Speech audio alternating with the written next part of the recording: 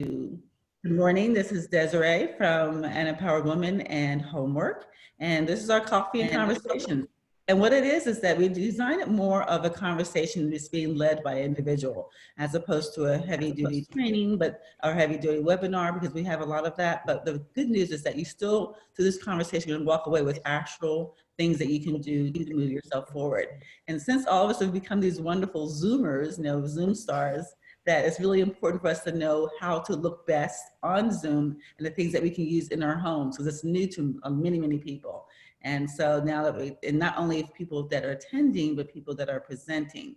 So she's been involved, and she's going to share more about how long she's been in the industry, what she's did, and what brought her here to us today. So good morning, Kala. How are you doing today? I am great. Thank you so much, Desiree, for asking me back at Encore Performance. It's really fun.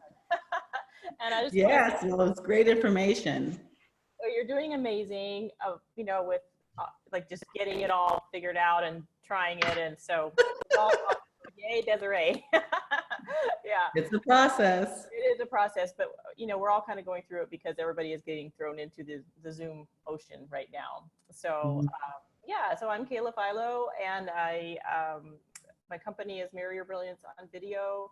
I help mostly mid-career female entrepreneurs do exactly that. So, but my background is I was 15 years marketing video producer for entrepreneurs and small businesses. I've done everything that I talked to you guys about doing and needing to do and perhaps thinking about doing. I've done it all myself. I have always set up on location. It's one of my favorite things to do. When I was a junior little shooter, I would go out to a business, never having been there before, show up, set up the shot, do the interview, all in 90 minutes. And I was really good at it. I really liked it. So what I've observed is there are these tweaks that are really simple that will make your Zoom and just your videos, if you're going to do taped videos for marketing and other, teaching other things. There are just a few things you can do that will make them look so much better. So we're in this era now where everybody's getting exposed to Zoom, and I don't think that we're going to go back 100% to the way that it was. I think Zoom is here to stay. And so my mantra is, let's show up like we're at a coffee meeting or at a board meeting. You can look just as good. In fact, you might look better, because usually the lighting in boardrooms is really bad. So this is an opportunity to show up really professionally. And and Desiree, by the way, you are recording. Okay, I was just thinking we should be recording, so thanks for that. So the number one tip is, starting out, set up a video home base. It doesn't mean that you can never do video from anywhere else. In fact, you should sprinkle it in for other reasons, other locations. But to start out with, you'll be more consistent, and you'll be able to set up this really simple setup that I'm going to show you. And even if you can't leave it up, you can mark your spots, and I'll talk to you about how you do that, so that you can put it up within 5 minutes. I can literally set up my video setup within 5 minutes and not have to worry about it. Because if you don't do that, then that's always like this first obstacle, stumbling block. Oh, I got to set up my shot. I got to mess with the lighting. Am I going to sound good or not? If you already know that's in place, then you don't have to think about it. So that's number one thing that I usually work on with clients, because we can't get to strategy and all the fun stuff until they're doing video and until they feel good and confident about it. So that's the rationale for having a video home base. So, and let's just start. So we'll start. This is my basic shot right now. I'm actually, so my story a little bit is, I'm a COVID-19 refugee. I was living in Mexico for about 4 years, and my business is based in Houston. I grew up here, and I was thinking about moving back anyway.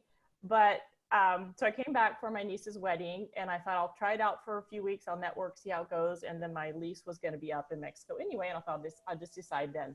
Well, I got here right before the pandemic was declared and everything started to shut down. I couldn't get back anyway.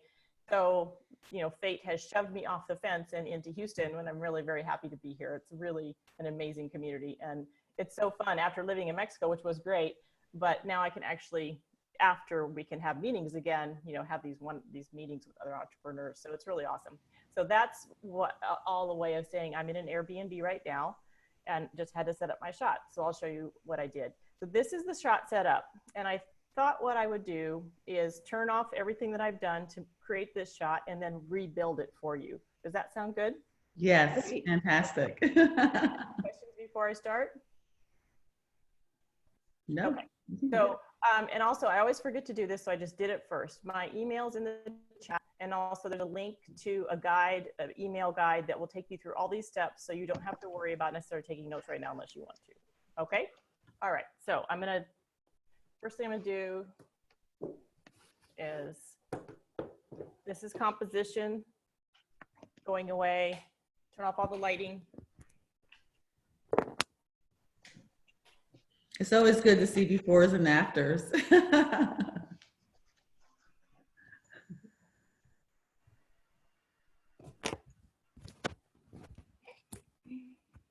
Oh, here goes the sound.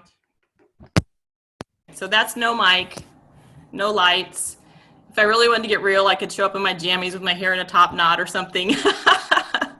Okay, so this is what I'm seeing a lot online, and I'm not criticizing anybody. I just want to show you how easy it is to make it better.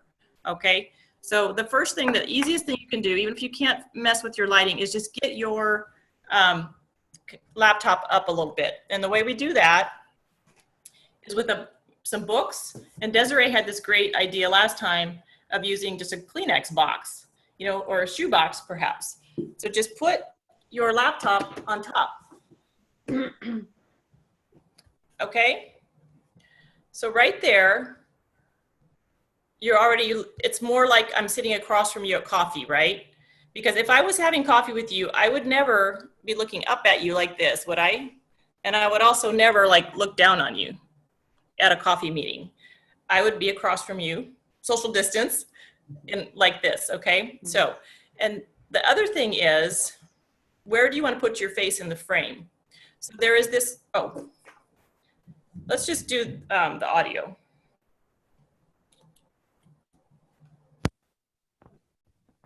I'm glad I remembered that, so I didn't do this whole presentation with bad audio.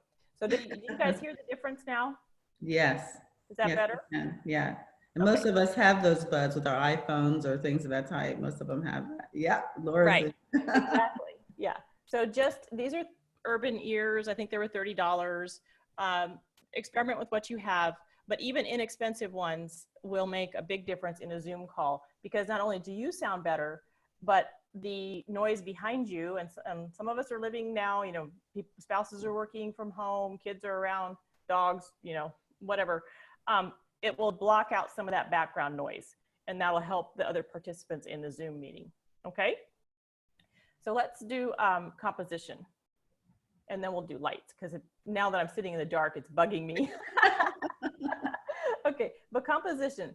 So there is this, it's an artistic truism, and I'm not exactly sure, but our brain looks for balance in a shot, okay? So you want to divide your shot into thirds, meaning there's a third line up here, and then there's, you know, the bottom third of the shot, 2/3, and then all the way. Does that make sense, you guys? Okay, so thinking of it horizontally first, you want your eye line to be right about at the top third line, okay? And ideally, if you can, you want a little bit of head space so that you're not cutting off the top of your head in your shot. All right, so that our eyes just, we find that this perspective, we find it calming. I don't know why, but it is a truism. Contrast that with if I'm, you know, kind of more in the middle, because we would, you know, if we didn't know this rule of thirds thing, you might think, well, I just need to put my head in the middle of the shot.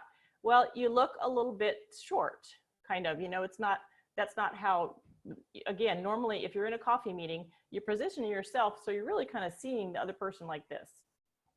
So you want to try to get your eye line above the halfway mark up to the third line here, okay? And also what I like about this is I want you guys to frame yourselves in close. And the reason for that is it's easier for you. You don't have to worry about your background as much. And people are watching you on phones, they're watching us on iPads, very small screens, and I want your face to be the focus of the shot and not people wondering what that thing is in the background, Okay, it just simplifies your life and it's better for the viewer experience. So frame yourself in, top thirds, eye line, and then also be careful about lines behind you. Okay, you don't want something growing out of your head here. You don't want to be bisected, like, you know, even the side of a, you know, like in that painting. That's not a really great effect to have this painting thing growing out of the middle of my head, okay? So just watch for that. What you can work with, it's fun, are these other diagonal lines that come in that can draw attention to your face, all right? But the number one important thing is don't have something growing out of the middle of your head in the back. Shift yourself or your computer camera or your phone so that you don't have something growing out of the middle of your head in the back, all right? Let's do light now, and then we can talk about a little bit more about background. Okay, you need two sources of light usually. Number one is natural light, and number two is a box light to augment that. And I'll show you what a box light looks like right now. This apartment is a great apartment to do demo in because it's kind of dark. And so let me show you what I had to work with. This is the kitchen area with the light on up there. There's no overhead light at all in the living area. And there's kind of a really ugly window over there that at least it's some light, but there's a huge AC unit, which I'm grateful for. But I don't really want to be shooting a lot of video over that way. Okay, so this is what I had to work with. This is why I carry around a box light. I got so lucky that I brought one with me to Houston. So this is a box light. And it's called a box light for sort of obvious reasons. It has this flexible fabric box thing. And I don't want to make you guys seasick by moving this around too much, but let me just show you. So I don't know if you can see inside, there's a bulb, okay? And the whole thing folds up like an umbrella, kind of. But the magic of a box light is, all right, so it's very soft light.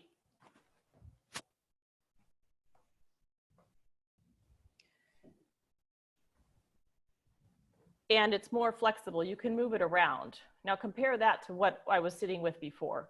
So now it starts to get more light on my face. And then the light from the kitchen is kind of starting to get balanced out. So this shot would be impossible without my box light. So that's the thing that I recommend. They're very inexpensive as well. The other thing I see people using is the Diva ring or the ring light. And those are really nice light. You know, there's a reason why they're super popular. The only thing that they aren't, or the thing that's harder about them, is harder to work with if you wear glasses. Not impossible, but harder to work with. And also the box light, you can move it around and kind of play and adjust a little bit more easily than the Diva ring. Diva ring is more like focused and pretty high def kind of effect. So, and the box light is less expensive. You can get 2 box lights for the cost of 1 quality Diva ring. So just, I don't know, I've just shot with box lights a long time and I just think they're really effective and flexible for you guys, okay? So this is the basic lighting in the shot. Now, what I also wanted to point out is you would like to ideally have some space behind you. You don't have to, but try not to shoot right up against a white wall because that gives us a mugshot effect. And it's, if you can pull the chair out or pull yourself out into the middle of the room just a little bit, it'll give you a little more space in your shot. And if you're thinking about that, this is, I mean, this shot's okay, but then you could also, most of us have, you know, little lamps and stuff around, right? So I put this lamp, I put this up here because I'm thinking it might be nice to have a little bit of fill light. It's called fill light. So watch when I turn this on. Okay, and the key is it's not pointing at me, it's pointing away, but it's bouncing, you know, there's enough light, it's a reflection, so it's defining this part here. And then the last one is a light, so in the background over here, it's a little bit dark on that painting. So what I did, let me show you, you can see me when I go over there. So see there's this white thing sticking up over there is actually a light, so hold on.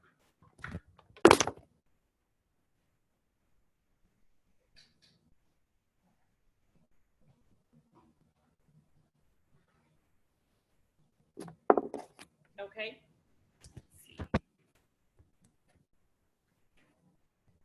Now you can see how that filled in a little bit, but here you don't necessarily want to have that light in the shot because this is what happens. It blows out the background. A lot of times people try to put a light in the background because they've seen that, like on, 60 Minutes or shows like that, or is that even still on, and it works for 60 Minutes or these really professional crews because they know how to do it. And their cameras are sensitive enough that they don't blow out, a background light. But generally I say just leave your background lights out of the shot, but use them on the edges to help you with some light. Okay. All right. Let's see. We do composition, lighting, sound. Yeah. Anybody have any questions? I think that one of the things that people were asking about was the wardrobe. I really like some people have showed up with really big distracting earrings or distracting jewelry, or stripes or polka dots. So kind of just briefly speak on that, and then you mentioned easily defers your makeup, because once you show up, you want to be able to not be distracting. Yeah, great. Thanks for that. Absolutely. So some of this is personal opinion and preference, and some of it is a little bit production oriented. So heavy or big jewelry can interfere with the sound. If it gets caught up in your mic or it's all jangly, then you might want to avoid that. The other thing, unless it's part of your signature look, something really, an accessory that's very like a big statement piece can be a tiny bit distracting. So I would always prefer that people show up, looking good, but not having something on them that is going to distract from what you're saying. Because in Zoom, it's a little different because you're in a meeting. But if you're doing marketing type videos, you only have a few seconds to capture someone's attention with your content. And you don't want them wondering, about the big pin on your, wondering about what you're wearing or what that thing is in the background instead of what you're saying. So, but my personal preference is to keep it, more simple. I'm a minimalist. And the other thing is it gives you one less thing to think about and decide in the morning when you're getting ready to go on Zoom or getting ready to do a shot. We have hundreds of decisions to make every day. So in my opinion, if you keep it simple with your on-camera look, the better off you are. As far as makeup goes, you do want to wear a little bit. If you're a person who doesn't wear much makeup, that's fine. I respect that. I don't really either. But on camera, the camera's got a little bit of not an X-ray effect, but it tends to accentuate, what we're seeing in the mirror. So I just say put on a little bit more than your everyday look. You don't have to go all in and do, beauty blogger look, but put on a little bit more than your everyday look, maybe some powder, and you're good. Maybe a little bit of lip color and you're good. Yeah. While we're at it too, we could talk about the background. I could walk you around a little bit and scout the background, because this is where I chose to set up this shot. What you don't want in the background is messy shelves, open doors, dogs on the couch. I mean, I know that sounds a little simplistic and obvious, but I have seen all of those things on business Zoom and on marketing videos. And I know that, like the dog on the couch, I mean, I know that was a money coach, and I know she was trying to appear relatable to her audience, but it's, you want to keep pets out of the shot unless you're a dog trainer, basically. So just look for something that has either, just a very simple background. That's why I picked that painting, because it's a little bit of something, but it's not super distracting. The alternative, was here, and that I don't really like to see kitchen in the background unless you're a chef. You got to think about visual branding, right? And then also this shot was not going to be very good because that window's blown out, right? And then here, that's not super attractive. Some electronics over there. So basically, I just set up at a kitchen table. A lot of people are doing that now. And and the way that you do this, if you can't leave your stuff set up, so this is an old trick from theater. I'm not an actor, but I love them. So, and I have friends that are, so live theater. You can get some tape and put tape where your So the light stand comes with it, obviously, or the light comes up with the light stand, obviously. So get some tape and put on the floor where the legs of the light stand are, and then take some nail polish and get your light set up at the height that is the best, without too much shadows from above or too much from below. And then just put a little mark of nail polish on the adjustable stand. And then that's exactly, you can just put your light in 5 minutes and get, you can also take a photo of your shot with your phone so that you can refer to that anytime you're getting ready to set up. And after you've done it 2-3 times, it'll just be second nature. Yeah. I love the idea of taking a picture of your phone because, or for those who have laptops, to be able to walk around the rooms. I realize that certain times of day, my lighting is different and looks better, whereas in the mornings it's different than in the afternoon. So those who have the ability to move it around, be able to do that. Now, someone last week was mentioning that her computer was on a desk. Was it behind a window, or a window was in front and behind her? Remember, she said it was stationary, so she couldn't move it around. She couldn't adjust it. Yeah, that's right. So she had a window in front of her desk and she said it was fairly bright. So in that case, so you just want to start thinking about your balancing light, literally. So she's got a good source of light in front of her. So she wants to take the box light and put it off to the side a little bit, either experiment with pointing it at her or pointing it behind her to balance out the light, because the camera is looking for that light balance. And that's what's going to kind of open up your shot and make it a little bit more professional looking, is when you have two sources that the camera can work with. If she's just sitting in front of a super bright window without balancing it somehow, as that light changes, it can actually get this blown out effect. I've actually seen that on mine too. And it's not the fault of the person doing the video. It's just what happens sometimes because the camera in the computer or the phone is trying to adjust. So you want to put the box light off to the side and play with balancing the light out that way. Yeah. So ladies, I've you can unmute yourself. There's a couple questions. Okay, what wattage should box lights be? I see on Amazon they're 85 and 800.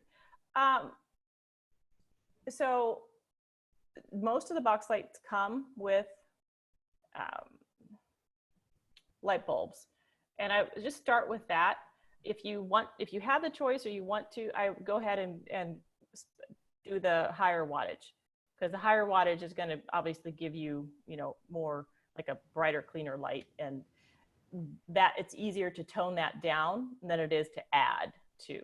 So I would go ahead and go with the higher wattage if I were you. In fact, I'm just going to experiment with ordering some extra bulbs for this one. What should our eye lines be? Oh, it's when you're looking at the camera? Okay, that's a great question. So if you are on Zoom, obviously you're participating in the meeting and you're looking here. And a good question too, because I wanted to address glasses a little bit as well. This will take a little bit of practice, but it's worth doing. See how right now I don't have any glare on my lenses at all, okay? So I've had to kind of practice with that because I just moved my head just a little bit and all of a sudden it's there. So eye line for Zoom calls is looking here, about a third of the way up, with your light position to when you're looking at the camera, you don't have much glare on your glasses. Now, if you're doing taped video to where you're taping video and you're going to edit it for later purposes, if you're if you're speaking to the audience from the middle, it's just right here, okay? If you are sitting off to the side because you're going to be doing, maybe in the edit, you're going to put some words over here or have graphics that pop up. This is a great question. You always want your eye line to be towards the wider side. Does this make sense? So you want to be looking over this way. I don't want to be sitting here looking that way. Because then our minds say, oh, she's looking off camera. What's over there? We're just trained, and in movies, you'll see them use that because that'll be like the cue for you, the viewer, to be wondering what's going on over there. We don't want people wondering that. We want to be looking at the camera, over this to the eye line direction is to the wider side. All right, is that answer your question, Anne? Yeah, right. And once again, rule of thirds, vertical, same thing, right? If I'm going to sit over a little bit, I'm going to sit on the this side. I'm not going to be way over here. You want your this third of the frame to kind of divide your face a little bit. Okay. Yeah. Other questions, comments, experiences? I know we've seen it all by now. The other day we had someone whose cat walked right in front of her frame, and then he was turning, and we were all like hoping that the cat did not turn in that direction. It just totally distracted everybody from the, it was just really rude to the presenter because everyone was looking at this cat now, like, is the cat going to turn this way or that way? Yes, I know. It's a fine line, isn't it? Yeah, I don't know what it is with pets and their privates, but like, that's not something you want to see online. I think, yeah, there's this question, you raised it last time around Zoom etiquette, and it isn't really Zoom etiquette, it's just business etiquette. And yes, we're in an era where life and work are, playing more in the same space now, and that's a wonderful thing. But I always try to think about the audience, what is serving them the very best? And this, in my opinion, it actually is true in terms of if one of your goals is to keep attention, get it quickly and keep it simple and looking good. But then we get into, what you're saying. The content is obviously very important too. And I obviously work with people on that. But also, if you take the time to set up your video home base if you're working with other people in the house, you have to sort of claim this time, claim video as if you're claiming having a meeting, and you are. I mean, you have to kind of fight for your business a little bit in these times where perhaps you're working from home and you don't have, a place you can go shut the door. Well, you got to figure out a way to claim that time and space so that you can focus and show up and be at your best for your people too. Is anybody struggling with that right now? At least not on this call, looks like. That's good. Let's see, there's another question from Laura. Exactly. Yeah, I agree. I think right now everyone is forgiving, but after we return to the new normal. Right, exactly. And I thank you for saying that too, because we do want to give ourselves a break.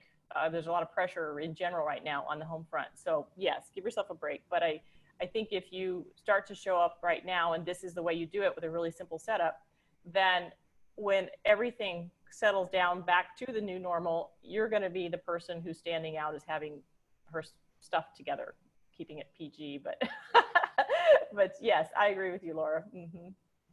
For sure. Yeah.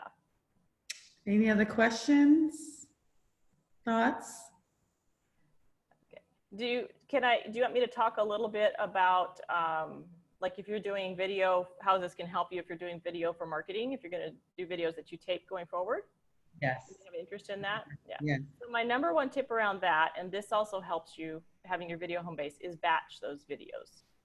Try to, and I teach a whole method around this, but the point is, if you are spending some time on pre-production, just planning, we call it planning, and you get your scripts together and you practice those in a certain way, then you do most of your videos on one day so that you're not having, and Desiree, you talked last week about how that's important to have that day of self-care, and it's such a good comment that you made around that way you don't have to be thinking you're going to be hopping in and out of doing videos every other day for marketing purposes. You might want to hop in and out of doing Zooms every other day, and that's fine. But your marketing videos that you're going to distribute, perhaps you're creating a bigger one and taking pieces of it for social media or whatever your strategy is. And obviously I work with people on that too. But that way you can create a efficient system around that begins to flow video through your business. And this is something we're all just kind of getting used to, but it is the new normal because there's so much video being created. And the only way to have that create value instead of chaos in your business is to create the system. So batching is one of those ideas too. Set a day aside where you're going to do all your videos, deliver them. It makes life much easier for your editor, and that means you save money. There's just so much goodness to it. So consider this idea of batching. Yes, and I think how that came up was that the fact that, you know, we call it our mascara days. So there's only certain days that we actually are obliged, and not many people do. We discuss that as well. It's nice too, but that you're obliged to actually come in with makeup, and then you can set yourself up and then set the whole environment up, whether it's music or candles and your hot drinks or whatever it is. And we really get into the mode and the mood of being on, you know, on TV. Consider it TV, consider your presentation. And I thought that was just a whimsical thing until I heard that Michelle Obama, that's what she has. She has certain days of the week where they do all the videos. Anyone wants to see them in certain days. She doesn't get made up or dressed every single solitary day. So think of that. And then Laura is going to tell us next, our next meeting about how to prepare videos for online product and programs, you know, so Yes. it's the same thing, being able to get ready for it, be able to set it up, be able to do batches of them so that you can distribute them as often or as little as you want, but you have that consistency. Even if you have to change your wardrobe, you know, we talked about people that have signature looks, like, you know, Brandon Bouchard always had the white shirt, and some of the other people had like a black t-shirt. So whatever it is, either do it in the same, a series in the same wardrobe, or just have your wardrobe changes, you know, be able to just change your tops. And the good news is that many times it's just the tops that we have to change. So be able to have them lined up and really think of so many, what you're going to do, plan it out. And it's a lot more fun and it's a lot more productive. Absolutely. And the idea of just changing your topping, I mean, I was talking about that before all this happened with my clients, again, just framing in from the top up to keep it simpler for you, and also that your audience sees it more. So, and I do have a client, and that's what she does. She just has different outfits, and that's how she batches her videos as well. So that's absolutely right, Desiree. And I love the idea too of making it, you know, a special, like just having fun with it. Video is fun. I mean, repeat after me. It is. and once you, and often actually, that was a comment I used to get after a lot of my shoots. You know, that was kind of fun. It is, but it's fun because you can relax enough because you created your, you know, you set yourself up for success with it, for sure. Yeah. Okay. Any other questions before we close? We're a little earlier, but the thing is I respect your time. And, you know, if anyone has any questions, usually again, the other ones go for an hour and a half, but she recapped on a lot of information and we had a lot more people with questions before, so it took a little longer. Shauna, do you have any questions or anything you want to share before we leave? No? Okay. Well, great. Well, so I'll just one last example then of something that one of my current clients is doing that is kind of a response to the new normal here. And so she's doing a lot of Zoom and she's looking good on it. So she wants to create a digital version of her signature program. And instead of going through and doing a big course to create a course, you know, she's just going to do an online teaching, and I'm working with her how to structure her script so that she gets the majority of her teaching content all kind of in one piece before she does lots of the interaction. But then we're going to take that and put it into a pilot. And this is something you guys could think about if you don't have a digital version of your online signature course. And perhaps, Laura, you're working with folks on this too, because it's a great opportunity to get something out quickly, you know, and iterate on it. And that's really the key in general, is not to go in your corner and create a big, you know, digital product with no input at all from the outside world. You want to create a version of it, get some feedback going forth before you put money behind launching that thing in a bigger way. Exactly. And then Laura, do you want to take a moment and just say, you know, we don't have the exact date yet. We just had some changes, but we're going to our next meeting is going to be with Laura NEUBAUER and her partners in regards to creating the online course. And, you know, there's a few elements that we want to make sure that everybody knows as far as your script, like you mentioned, your background, your video, but also your content. Do you want to just say a few things, Laura, just what people should keep in mind so they'll be prepared when they hear you? Yeah, you want to unmute yourself? Yes, yes, yes. Just a couple things, yeah?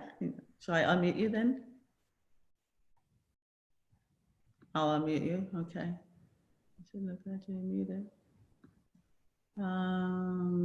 And just what's going to do is, like, many of us are going to, I thought I had everyone able to unmute themselves, okay. Yeah, now I. There you go. Sorry about that. Do it one more time. There you go. Oh, no, there you are. Yeah. Okay.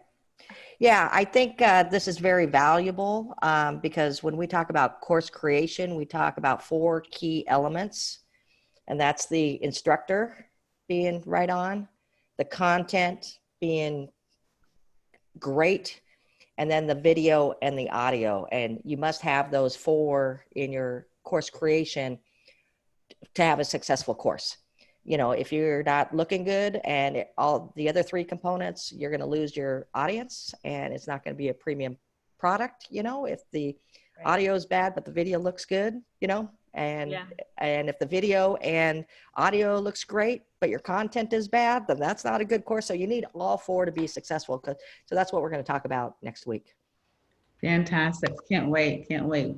Because the other thing, I think the biggest thing is that for everyone to realize that, you know, we all should have digital content, you know, content. That's our passive income. That's our legacy. That's our digital, that's our assets, our digital assets. And we should everyone has some kind of content. And I think a lot of people just don't realize that the thought is like, what would I say? What would I do? What would I create? So just being able to realize what your expertise is, what your genius, and then being able to put that in digital form. It doesn't even have to always be business related. Maybe you're excellent at knitting. Maybe you know how to make a fantastic drink or whip. You know, I would love to learn, and I'm sure it's out there, how to make those designs on top of coffee. You know, that they look so beautiful. It can't be that difficult. I just haven't taken the time to learn it. But it could be anything, whether it's learning how to play the piano, whatever. Everybody's got this area of expertise and genius. And I think you have to really put it value that just because you know it doesn't mean that everybody else knows it. And don't discount the fact that they may want to know it. So it can be extensive, but it can be a 3-part series. Now, how to do this, how to do that. What are people doing? They're going to Google, how do I tie my shoes? How do I do a bow tie? How do I cook this? How do I make this? So we're out there and people are Googling it. And if you have any questions about the value of it, then Google and see what else is out there. But do not be intimidated by what else is out there because it's always you. People are going to resonate with you, whether it's your look or where you're from or your accent or just your style. There's certain people I resonate with and I will listen to them.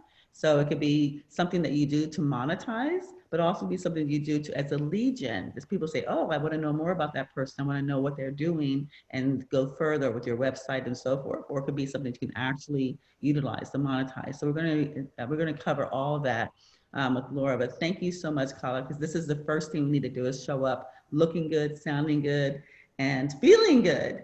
And Kala, I'm going to conclude. She has some information that we're going to send a recording to everybody who's participated with your information on how they can contact you. But you also tell us what else you have. You have some books, you have some programs, you have other ways that they can learn more and dive deeper into this. Well, I obviously have a YouTube channel.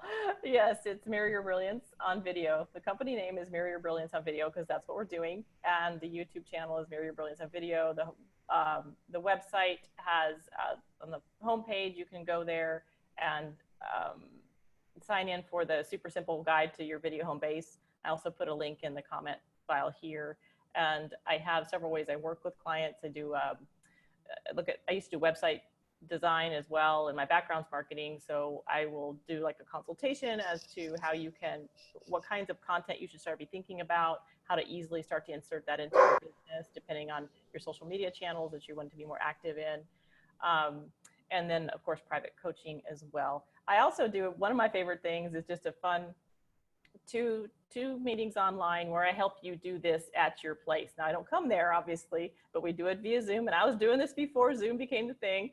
So, but we meet virtually online, and I will walk you through setting up your video home base with the lighting tweaks and get you all set up to where you look super great on camera. And you also have a list of the different equipment that you use as well, the different types of equipment, the names and stuff. You're looking for the brands and the options. So you'll be able to share what she does and what she uses. Yeah, I keep it super simple. So there's a link to it in the guide, but also it's mirroryourbrillianceonvideo.com/tools. And that is the page that has a list of just a few things I recommend, because that's what one thing I was seeing was the guides out there. Some of them are very good, but they're way, way too much. It's too much information. And so this is the minimum of what you need. Look, we can always get fancier later. If you want the Marie Forleo setup, I can do that for you later. But we all got to start with just, you know, if this is acceptable to you and this, you know, in an apartment that's actually really dark, then this is, you know, this is the starting place for you. Great. All right. Well, thank you, everybody. And thank you so much for joining us. If you have any questions, again, feel free to contact me. I'm Desiree at homework, HOMWORK.com, no E, HOMWORK.com. I wish everyone to be safe and sound and have a happy holiday.